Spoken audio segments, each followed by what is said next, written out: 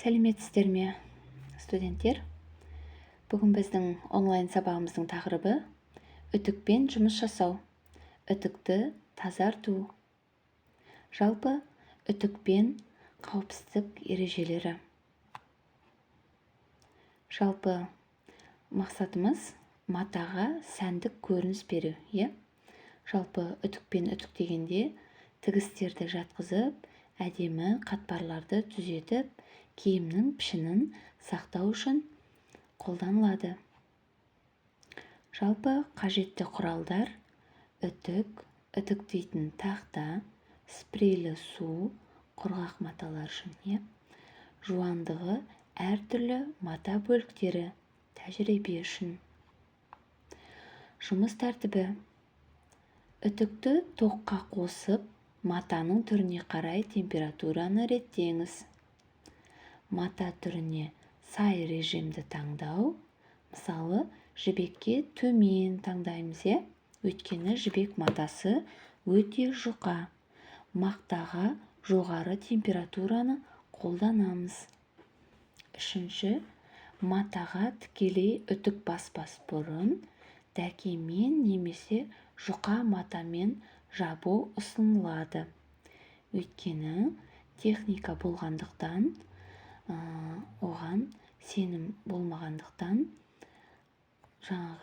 өзіміздің матамызды, киімімізді бүлдіріп алмас үшін бірінші дәкемен немесе жұқа матамен жауып алғанымыз дұрыс.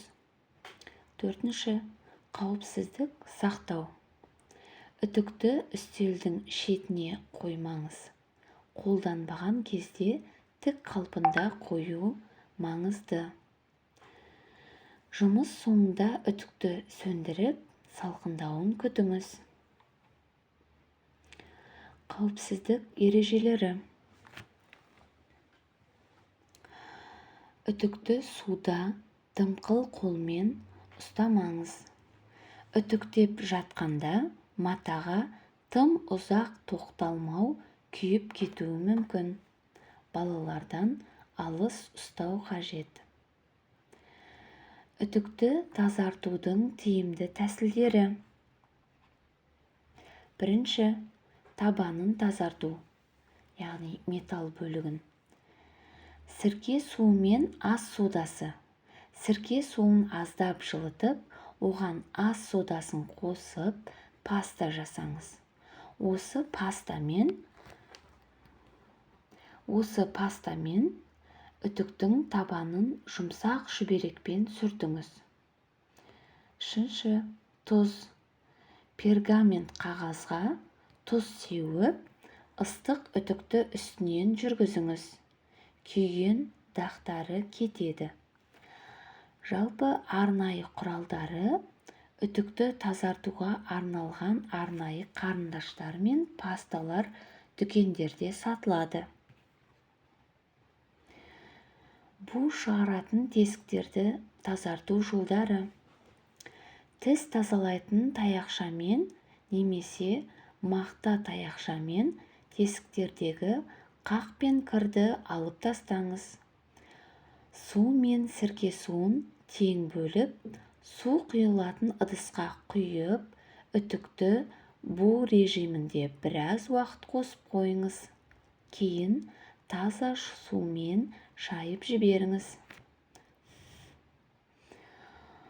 Су құйылатын ыдысты тазарту: жартылай сірке суы, жартылай су құйып, бу шығарып тазалаңыз.